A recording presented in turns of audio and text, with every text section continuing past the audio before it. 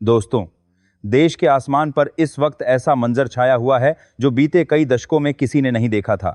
चक्रवात मोंथा ने अब अपने सबसे विकराल रूप में प्रवेश कर लिया है।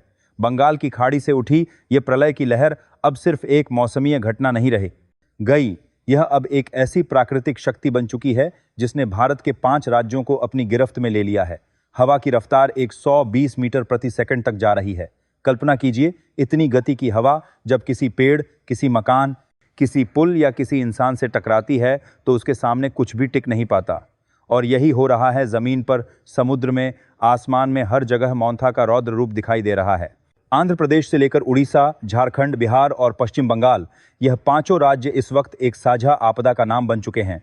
हर राज्य से एक जैसी तस्वीरें, एक जैसी चीखें, एक जैसा दर्द। आसमान में गूंजती गड़गड़ाहट, धरती पर बहते पानी की लहरें और बीच में फंसे लाखों लोग। बिजली की लाइनों का गिरना, संचार व्यवस्था का टूट जाना, सड़कें पानी में डूब जाना। मोंथा ने मानो इंसानी सभ्यता को परखने की ठान ली हो। भुवनेश्वर से आने वाली पहली तस्वीर ने देश को हिला दिया। वहां के कटक और खुर्दा जिले में पूरी की पूरी बस्तियां पानी में समा गईं। हवा का दबाव इतना था कि लोहे के टावर भी झुक गए, रेल की पटरियां तक उठ गईं। आसमान से लगातार गिरते पानी ने शहर को जलमग्न कर दिया। पुरी का प्रसिद्ध जगन्नाथ मंदिर, जो सदियों से तूफानों का सामना करता आया है, उसकी दीवारों पर भी इस बार हवा का असर दिखा। मंदिर के चारों ओर लगे शेड उखड़ गए। भक्तों को सुरक्षित स्थानों पर पहुंचाना पड़ा। ओडिशा के केंद्रपाड़ा और जगतपुर जिलों में स्थिति और भी भयावह है। वहां नदियां अपनी सीमाएं तोड़ चुकी हैं। मलकानगंज और रायगढ़ के गांवों में बाढ़ का पानी घरों की छत तक पहुंच गया। लोग पेड़ों और बिजली के खंभों पर चढ़कर जान बचा रहे हैं। एनडीआरएफ की टीमें लगातार बचाव कार्य कर रही हैं, लेकिन कई जगहों पर रास्ते ही खत्म हो गए हैं। मलबे, पानी और टूटे घरों के बीच फंसे लोगों की आवाजें रेडियो पर सुनाई दे रही हैं, लेकिन वहां तक पहुंचना लगभग असंभव हो गया है। कालाहांडी और गजपति जिले में तो हालात किसी युद्ध क्षेत्र जैसे हैं।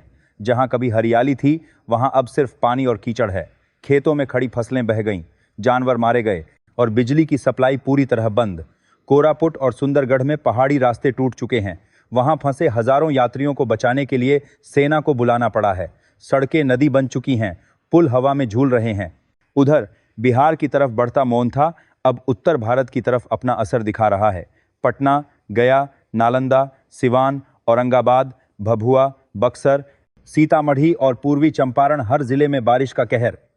आसमान से पानी इस कदर बरस रहा है कि लोगों को लग रहा है जैसे बादल जमीन पर उतर आए हों। शहरों की गलियां नालों में बदल गईं। अस्पतालों में पानी घुस गया।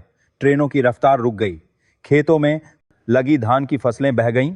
सीतामढ़ी में जब हवा का झोंका आया तो पूरे गांव की छतें उड़ गईं। बक्सर में गंगा का जलस्तर बढ़ने लगा है। प्रशासन ने हाई अलर्ट जारी कर दिया है। और इस सब के बीच बिजली की कड़क और आसमान में फैले काले बादलों ने माहौल को और डरावना बना दिया है। दिन में भी रात जैसा अंधेरा छा गया है। मणिपुर, मिजोरम और असम के हिस्सों में भी घने बादल और तेज बारिश ने पहाड़ी इलाकों को काट दिया है। कई जगहों पर लैंडस्लाइड की खबरें हैं। पहाड़ी रास्ते टूट गए, गाड़ियां फंसी हुई हैं और गांवों का संपर्क पूरी तरह टूट चुका है। देश के मौसम वैज्ञानिकों का कहना है कि मोंथा ने जो रास्ता चुना है वह सामान्य नहीं है। यह किसी भी पारंपरिक चक्रवात की तरह नहीं घूम रहा। इसकी दिशा बार बार बदल रही है, जिससे यह अनुमान लगाना मुश्किल हो गया है कि यह आगे कहां जाएगा। और यही सबसे बड़ा खतरा है। जब आपदा की दिशा ही अनिश्चित हो, देखा आकर खता है कि कहां आगे है, आगे ही अनुमान लगाना है, तो तैयारी कैसे होगी। दिल्ली से लेकर चेन्नई तक सरकारी एजेंसियां अलर्ट पर हैं। इसरो ने मौसम उपग्रहों के जरिए तूफान की गति मापने की कोशिश की, लेकिन जैसे जैसे हवा का दबाव बढ़ा, डेटा गड़बड़ा गया। यह तूफान न सिर्फ धरती पर बल्कि सिस्टम्स को भी हिला रहा है। कई जगहों पर मोबाइल नेटवर्क बंद हैं, इंटरनेट ठप है, संचार टूट चुका है, लोग एक दूसरे से कट चुके हैं। भारत की बिजली व्यवस्था को भी इसका जबरदस्त झटका लगा है। उड़ीसा और आंध्र प्रदेश के कई हिस्सों में बिजली पूरी तरह बंद है। पावर ग्रिड के टावर गिर गए हैं, ट्रांसफार्मर फट गए। कई जिलों में 3 दिन से बिजली नहीं है। अस्पतालों में जनरेटर से काम चलकर रहा है, लेकिन ईंधन खत्म होने लगा है।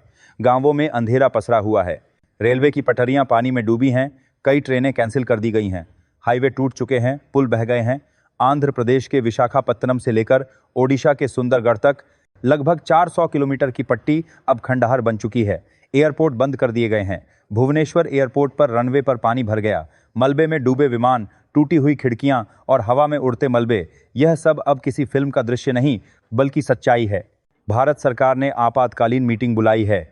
एनडीआरएफ, नेवी और एयरफोर्स की टीमें युद्ध स्तर पर काम कर रही हैं। हेलीकॉप्टरों से राहत सामग्री गिराई जा रही है, लेकिन कई गांव ऐसे हैं जहां पहुंचना तक नामुमकिन हो गया है।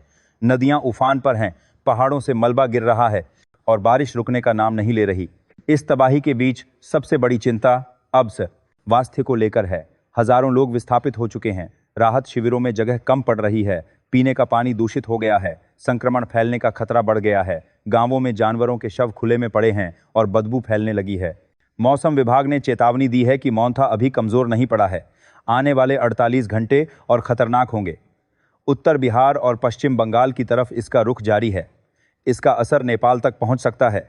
केंद्र सरकार ने 10,000 करोड़ रुपए का आपात राहत पैकेज घोषित किया है, लेकिन विशेषज्ञ कह रहे हैं कि इस तूफान के असर से उबरने में महीनों नहीं, सालों लग सकते हैं। यह सिर्फ प्राकृतिक आपदा नहीं, यह एक इंफ्रास्ट्रक्चरल कोलैप्स है। भारत की रेलवे, बिजली, सड़क, कृषि और जल व्यवस्था हर क्षेत्र मॉनथा से बुरी तरह प्रभावित है। खेतों में फसलें खत्म, शहरों में सड़कें टूटी, उद्योग ठप। और इस सब के बीच एक सवाल जो अब हर किसी के मन में है, क्या भारत ऐसे चक्रवातों के लिए तैयार है? क्योंकि मॉनथा ने यह दिखा दिया कि जब प्रकृति रौद्र रूप में आती है तो इंसान की हर योजना, हर तकनीक, हर ताकत सब बौनी पड़ जाती है। और इसी तूफान की आंख उसके केंद्र में, जहां हवाएं शांत लगती हैं लेकिन विनाश वहीं से फैलता है। अब वैज्ञानिकों की नजरें टिकी हैं, क्योंकि जो कुछ वहां हो रहा है उसे कोई मॉडल नहीं समझ पा रहा। तबाही के तीसरे दिन की तस्वीरें अब धीरे धीरे सामने आ रही हैं, और जो सामने आ रहा है उसने पूरे देश को सन्न कर दिया है। चक्रवात मॉनथा अब समुद्र की तरफ थोड़ा कमजोर पड़ा है, लेकिन इसका असर मिटने में महीनों लगेंगे। भुवनेश्वर, कटक, पुरी, केंद्रपाड़ा और जगत सिंहपुर के इलाके अब किसी युद्ध के बाद के मलबे की तरह दिख रहे हैं। सड़कें नहीं बचीं, बिजली नहीं बची, पुल बह गए, और जो इंसान बच गए हैं वे भी अब राहत शिविरों में अपने घरों के खंडहरों को टीवी स्क्रीन पर देखकर रो रहे हैं। यह तूफान सिर्फ हवा नहीं था, यह एक तांडव था जिसने हर दिशा में विनाश के निशान छोड़ दिए। केंद्र सरकार की रिपोर्ट के मुताबिक अब तक 15 लाख लोग विस्थापित हो चुके हैं, 4 लाख घर पूरी तरह तबाह हो चुके हैं और लगभग 100 से ज्यादा गांव अब नक्शे से मिट चुके हैं। कुछ इलाकों में तो अब तक किसी का पहुंचना भी संभव नहीं हुआ है। ड्रोन से ली गई तस्वीरों में दिख रहा है कि गांवों की जगह अब सिर्फ पानी और मलबा है। पेड़ उखड़ गए हैं, खेत बह गए हैं, खेत बह गए हैं, खेत बह गए हैं, और बचे हुए लोग नावों में जिंदगी खोज रहे हैं। रेलवे को सबसे बड़ा झटका इस तूफान ने दिया है। उड़ीसा और आंध्र प्रदेश के बीच जो रेल कॉरिडोर चलता था, वहां की पटरियां पूरी तरह उखड़ चुकी हैं। विशाखापत्तनम से भुवनेश्वर तक ट्रेनें बंद हैं, मालगाड़ियां फंसी हुई हैं, पूरे पूर्वी भारत की सप्लाई चेन रुक गई है। कोयले से लेकर खाद्य सामग्री तक की ढुलाई ठप पड़ चुकी है। इस कारण उत्तर भारत तक बिजली उत्पादन पर असर पड़ा है। दिल्ली, हरियाणा और उत्तर प्रदेश में बिजली कटौती बढ़ गई है। पूरे देश का ग्रिड संतुलन बिगड़ गया है। सिर्फ रेलवे नहीं, हवाई मार्ग भी मॉनथा की मार झेल रहा है। भुवनेश्वर एयरपोर्ट बंद है। विशाखापत्तनम और रायपुर के बीच हवाई मार्ग डायवर्ट कर दिए गए हैं। दर्जनों विमान फंसे हुए हैं। यात्रियों को एयरपोर्ट के अंदर ही रोकना पड़ा। आंध्र प्रदेश के समुद्री इलाकों में एयरफोर्स के हेलीकॉप्टर राहत सामग्री पहुंचाने में जुटे हैं, लेकिन हवाओं की रफ्तार इतनी तेज है कि उड़ान भरना भी खतरे से खाली नहीं। उधर बिहार में बारिश अब भी जारी है। पटना में गंगा खतरे के निशान से ऊपर बह रही है। बक्सर और भागलपुर के निचले इलाके डूब चुके हैं। गया में सड़कें पूरी तरह जाम हैं। औरंगाबाद में बिजली गुल है। नालंदा और सिवान में स्कूल कॉलेज बंदा की। गंगापरापरहान में गंगाबाद में स्कूल कॉलेज बंदा की। बारिश कार में बारिश के लिए अभी बंदा की हैं। अस्पतालों में पानी घुस गया है। एम्बुलेंस तक पहुंच नहीं पा रही। स्वास्थ्य विभाग ने चेतावनी जारी की है कि बाढ़ के बाद डेंगू, मलेरिया और जलजनित बीमारियों का खतरा कई गुना बढ़ गया है। कृषि पर इसका असर इतना बड़ा है कि अर्थव्यवस्था तक हिल सकती है। धान, कपास और मूंगफली की फसलें खत्म हो गई हैं। खेतों में अब सिर्फ कीचड़ बचा है। आंध्र प्रदेश, उड़ीसा और झारखंड में लगभग 60% फसल नष्ट मानी जा रही है।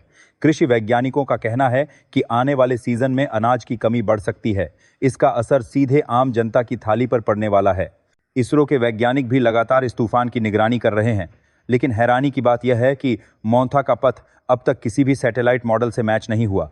इसरो ने कहा है कि मॉनथा ने अप्रत्याशित रफ्तार और दिशा दिखाई। यह चक्रवात पहले पश्चिम की ओर बढ़ती रहा था, लेकिन अचानक उत्तर उत्तर पश्चिम की दिशा में मुड़ गया। ऐसा बदलाव आमतौर पर किसी बाहरी दबाव या वायुमंडलीय विस्फोट से ही होता है। इस वजह से वैज्ञानिक अब इसे सिर्फ मौसमीय नहीं बल्कि क्लाइमेट पैटर्न में बदलाव का संकेत मान रहे हैं। नासा ने भी इस तूफान पर नजर रखी हुई थी। उनके सैटेलाइट इमेज से जो तस्वीरें सामने आई हैं, वे बताती हैं कि मोंथा का व्यास लगभग 800 किलोमीटर तक फैल गया था। यानी एक ऐसा तूफान जो एक साथ 3 राज्यों को निगल सकता था। और ऐसा हुआ भी। आंध्र, ओडिशा और बिहार एक ही समय में तबाही का सामना कर रहे थे। नासा की रिपोर्ट कहती है कि यह तूफान हिंद महासागर के ऊपरी परत में तापमान असामान्य रूप से बढ़ने के कारण पैदा हुआ। इसका तापमान सामान्य से 2.5 डिग्री ज्यादा था और यही वजह बनी कि यह तूफान इतनी ऊर्जा लेकर उठा। भारत के पर्यावरण मंत्रालय ने साफ कहा है कि अगर अगले 5 साल में समुद्री तापमान इसी गति से बढ़ता रहा तो हर साल भारत को कम से कम 2 से 3 मोंथा जैसे चक्रवात झेलने पड़ेंगे। यानी यह तो सिर्फ शुरुआत है और यही वो चेतावनी है जिसे अब नजरअंदाज करना आत्मघाती होगा। उधर तटीय सुरक्षा बल और नौसेना ने लगभग 200 से ज्यादा गांवों को खाली कराया है, लेकिन अब समस्या यह है कि इतने विस्थापित लोग कहां जाएंगे। राहत शिविरों में भी जगह नहीं बची। पानी और दवा की किल्लत बढ़ रही है। सरकारी गोदाम डूब चुके हैं। राशन तक पहुंचाना चुनौती बन गया है। कई जगहों पर लोग 3-3 दिन से बिना खाना पानी के फंसे हैं। इस आपदा का एक बड़ा असर भारत के उद्योगों पर भी पड़ा है। विशाखापत्तनम और पारादीप पोर्ट पूरी तरह ठप हैं। कंटेनर यार्ड डूब चुके हैं। तेल रिफाइनरी बंद है। कोयले की आपूर्ति रुक गई है। इसका असर सिर्फ स्थानीय स्तर पर नहीं बल्कि पूरे देश की औद्योगिक इकाइयों पर पड़ रहा है। उड़ीसा में एल्यूमिनियम और स्टील प्लांट बंद हैं। आंध्र में पावर प्रोजेक्ट ठप हैं। हर तरफ मशीनें बंद और मजदूर सड़क पर हैं। आर्थिक विश्लेषकों का मानना है कि इस चक्रवात से भारत को करीब 35,000 करोड़ रुपए का नुकसान हुआ है। लेकिन असली नुकसान आंकड़ों से कहीं ज्यादा है, क्योंकि जो टूटा है वह सिर्फ सड़क या पुल नहीं बल्कि भरोसा है। भरोसा कि इंसान प्रकृति को समझ चुका है। मोंथा ने वह भ्रम तोड़ दिया। अब बात करते हैं समाज के उस हिस्से की जो सबसे ज्यादा प्रभावित हुआ, आम जनता। जिनके घर मिट्टी से बने थे वे अब सिर्फ गीली राख हैं। जो मछुआरे रोज समुद्र पर जाते थे उनके पास अब नावें नहीं हैं। जो किसान बीज बो रहे थे उनके पास अब जमीन नहीं बची। बच्चों की किताबें, बूढ़ों की दवाइयाँ, जवानों की मेहनत सब मोंथा के पानी में बह गया। टीवी चैनलों पर जो दृश्य चल रहे हैं वे किसी आपदा फिल्म से कम नहीं लगते। बच्चे बाढ़ के पानी में बहते घरों की छतों पर बैठे हैं। माएँ अपने बच्चों को गोद में लेकर मदद के लिए पुकार रही हैं। राहत कर्मी नाव लेकर पहुंचते हैं, लेकिन जगह जगह करंट वाले तारों के कारण आगे नहीं बढ़ पाते। बचाव दलों ने कहा है कि कई जगहों पर उन्हें रात भर बिना सोए काम करना पड़ रहा है। इसी बीच अंतर्राष्ट्रीय समुदाय की नज़रें भी भारत पर हैं। संयुक्त राष्ट्र और जापान की राहत एजेंसियों ने मदद की पेशकश की है, लेकिन भारत ने फिलहाल कहा है कि वह खुद निपट लेगा। प्रधानमंत्री ने उच्च स्तरीय बैठक में कहा कि यह वक्त घबराने का नहीं बल्कि सबको मिलकर काम करने का है। हालांकि विपक्ष इसे लेकर सरकार पर निशाना साध रहा है। आरोप लग रहे हैं कि पहले से चेतावनी मिलने के बावजूद पर्याप्त इंतजाम नहीं किए गए। लेकिन सवाल ये नहीं कि किसकी गलती थी। सवाल यह है कि क्या अब भारत को अपने आप को ऐसे तूफानों से बचाने के लिए नई रणनीति नहीं बनानी चाहिए। वैज्ञानिकों ने साफ कहा है कि मोंथा ने भारत के जलवायु तंत्र को बदल कर रख दिया है। समुद्र का तापमान बढ़ा है, हवा के पैटर्न बदले हैं और मानसून पर इसका असर तय है। अगले साल बारिश या तो बहुत ज़्यादा होगी या बिल्कुल कम। यानी खेती पर, खाद्य भंडारण पर और जल स्रोतों पर असर निश्चित है। भविष्य के लिए भारत को जो सबसे बड़ा सबक मिला है वह यह है कि अब बुनियादी ढांचे को सिर्फ बनाने की नहीं बल्कि बचाने की ज़रूरत है। रेलवे को समुद्री हवा रोधी पुल चाहिए, बिजली ग्रिड को भूकंप और तूफान प्रतिरोधक बनाना होगा और शहरों की ड्रेनेज व्यवस्था को पूरी तरह नया रूप देना होगा। मोंथा के बाद एक और डर अब वैज्ञानिकों को सता रहा है। बंगाल की खाड़ी में तापमान में अचानक आई वृद्धि ने एक और निम्न दबाव क्षेत्र को जन्म दिया है। यानी मोंथा के बाद एक और चक्रवात जन्म ले सकता है। अगर ऐसा हुआ तो जो तबाही हमने देखी वह सिर्फ ट्रेलर होगी। और अब सबसे बड़ा सवाल यह, क्या भारत इस नई जलवायु चुनौती से निपटने के लिए तैयार है? मोंथा ने चेतावनी दे दी है। यह तूफान चला जाएगा, मलबा हट जाएगा, लेकिन इसका असर आने वाली पीढ़ियों को झेलना पड़ेगा। अगर आप इस खबर को सुन रहे हैं तो बताइए, अपने शहर का नाम कमेंट में लिखकर बताइए कि आपके यहाँ क्या हाल है। वीडियो को लाइक करिए, चैनल को सब्सक्राइब कीजिए ताकि ऐसे ज़रूरी अपडेट आप तक सबसे पहले पहुँचे। प्रकृति के इस रौद्र रूप के सामने हम सबको एकजुट रहना होगा, क्योंकि मोंथा ने दिखा दिया है इंसान कितना भी विकसित क्यों ना हो जाए, जब धरती गुस्से में आती है तो सारी ताकतें फीकी पड़ जाती हैं। जय हिंद।